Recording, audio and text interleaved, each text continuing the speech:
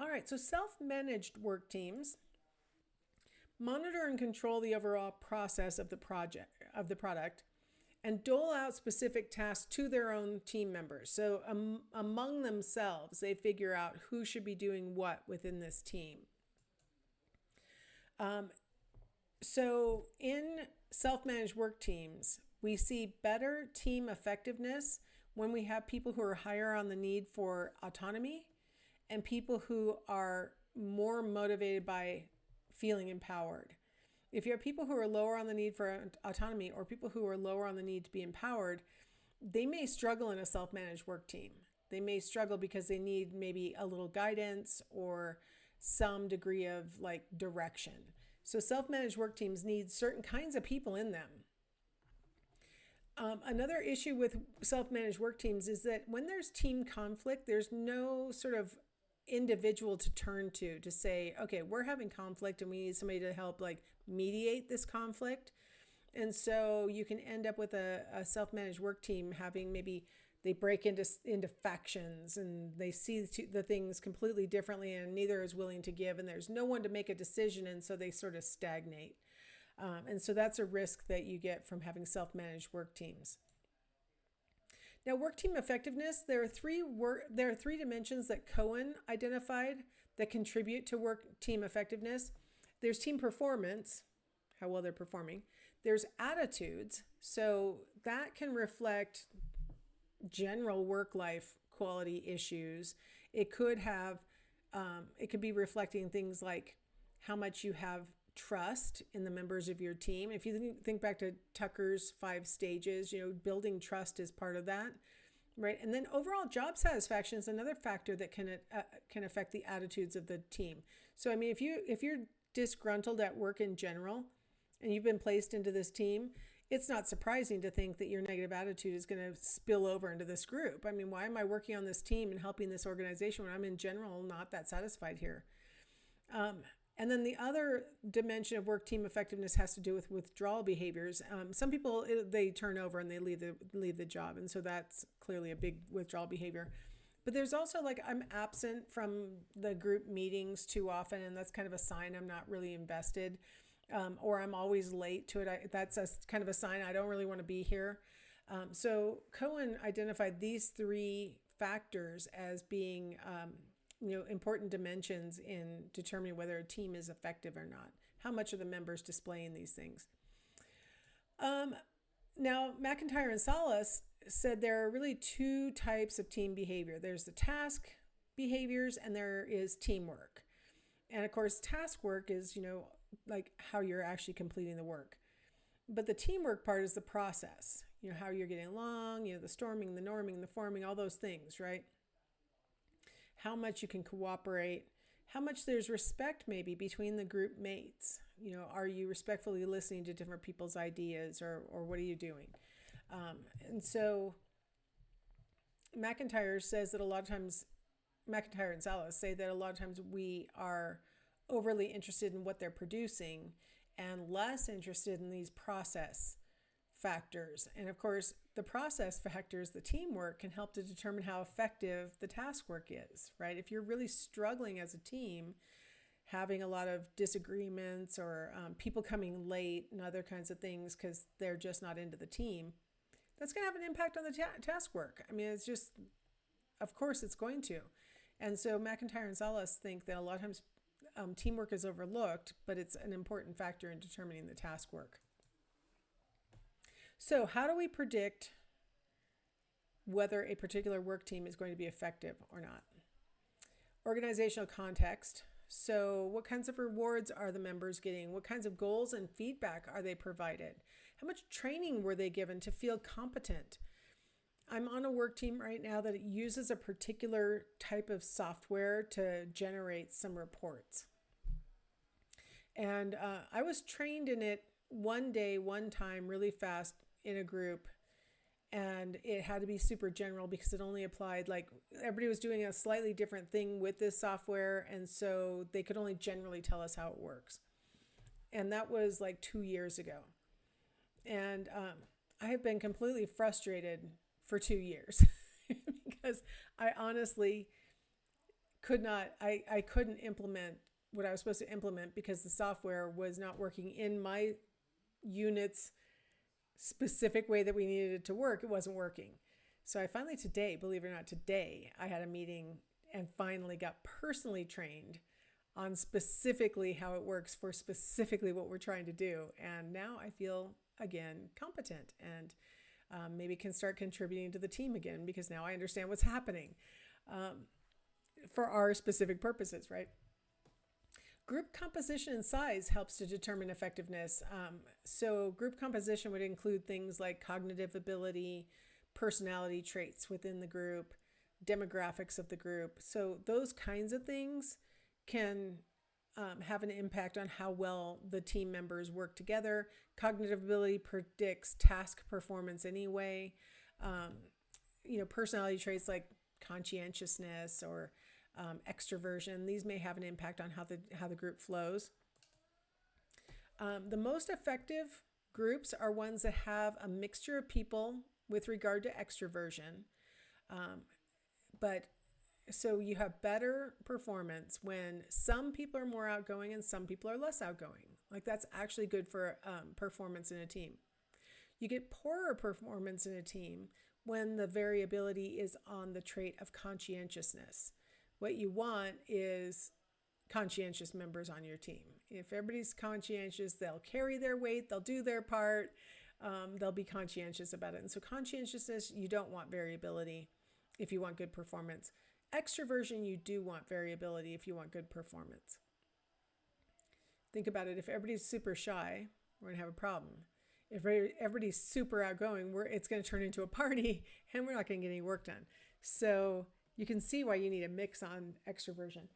Of course, I'm generalizing and exaggerating, but you know what I mean. Now, group size. Once a group gets above about 5, you start to have sort of factions that develop within the group. So then de facto, you end up with smaller groups, right? So group size, pretty stably, we're looking at probably about 5 or fewer. When I assign students to groups, I always do 3 because there's no place to hide when there's 3. Group work design. So how much interdependence do the members experience when trying to complete their task? Like how much does one member's ability to complete their task rely on somebody else's ability to complete their task? If you're waiting for somebody else to complete their task, that's going to possibly reduce not only performance, but probably also, teamwork. There's going to start to build some resentment. I'm done and I'm waiting. Why are you always hanging over my cubicle wall staring at me? I'm getting it done as fast as I can. I think of like my class assignments when I've had students get into groups. There's always one who works ahead of deadlines and other group members who like to work 5 minutes before the deadline. And it is really hard to have, what I'm talking about, to have a group where some people like to do it well ahead and some people like to do it at the last possible minute. Those kinds of things can have an impact on effectiveness. And then how much the goals are interdependent. So if I have a particular goal and you have a particular goal, like how much do our goals rely on each other in order to achieve the overall overarching group goal, right? So how much are we relying on each other? Intra-group processes. This is where group cohesion comes in. And then a new thing to introduce here is group efficacy. So we've talked before about self-efficacy, right? Your belief that you can accomplish the task. Here we have the group's belief that they can accomplish the task, right? Not to keep berating this poor group I'm in that I had the meeting about today and finally found out how to do my task. But there's been a generalized like group efficacy problem. Like none of us are sure that the thing that we're working on is even doable. Like, can this even happen? And so that's been undermining productivity for everybody because we're all sort of like, why are we investing our effort when we're not even sure this is something that can be done? So that's kind of problematic, right? And then there's communication processes also, like how do people talk to each other? Do they talk to each other? What kind of information do they share? Those kinds of things are the intra-group processes that can boost or reduce effectiveness. If you have a group, like I said before, just talking about shared information and never bringing anything in that's new or innovative, you're going to have a stagnant team. If you have a team that doesn't want to share information because maybe they don't fully trust their teammates or something like that, that's going to be a problem. External group processes. So this is communication outside the group. So this might be communications between group members and other coworkers, or group members and supervisors, or things like that. Okay, so you've probably been in a group where this has happened, where a member of the group maybe checked what exactly the assignment was with the instructor, and only one member of the group talked to the instructor, and then brought that back to the group. That sometimes can draw lines between the team members, where the one who went and spoke to the instructor feels like, hey, I'm sharing information that's going to be helpful for all of us. But the recipients might have been like, I'm not sure that's what the instructor said. That wasn't my interpretation of what the syllabus said. I don't know what happened. And maybe I need to go talk to the instructor myself, because I'm not going to trust your retelling of what the instructor said and then be taken down the wrong path. So imagine that at work, right? Where maybe one team member confers with the supervisor, comes back and tells the rest of the team, and everybody in the team's an equal, right? Everybody's at the same level. Why am I trusting your interpretation of what the supervisor said? And that can actually cause rifts.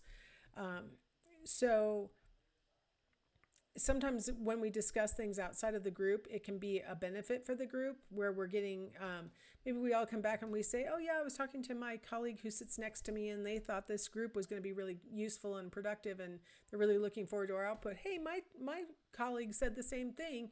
We may come to the conclusion that we're doing good work. So it could go in good ways, and it could go in bad ways to talk to people outside the group. And then so external interaction patterns is sort of talking about how the group members interact with each other when they're not in the group, right? So we have our little group meetings on Wednesdays at 11 to noon, and then I bump into you in the break room at lunchtime. And now, do we act like we're friends, or do we just sort of hi bye and keep going? Like, how are we interacting outside of the group? That can have an impact on how we're functioning within the group as well. All right, virtual teams. Oh, this was so innovative when I first started teaching this class. Virtual teams. Wow, what is this magic we may be doing in the future? And guess what? The future has arrived. A lot of teams are virtual these days, right? So, the thing that's great about this is that, you can have people all over the world who are all part of your work team. And we've got really, a lot of email probably today. I know I do a lot of email still, because in the workplace, that's a pretty normal thing. If you never check your email as a student, you might want to start getting in the habit, because honestly, when you get in the workplace, it's really common. Email, and then they have other things like Slack and other things that are sort of like instant messaging kind of things that you can do as well. But so there's a lot of things that are available to us to be able to communicate. Slack is nice because you can record a little message verbally, and then when they have time, they can listen to it, and then they can reply back. I guess it's called orally, not verbally. So the major advantage to having virtual teams instead of live teams is that, you can do all your work without having to worry about what time zone you're in. So I could get up at 8 o'clock my time, and I could record my little Slack message for my colleague who's, in Switzerland and sleeping right now. But then they wake up in the morning and they can listen to it and they can reply. And yeah, it's a little bit of a delay. Obviously, it's not instantaneous because our schedules are not the same.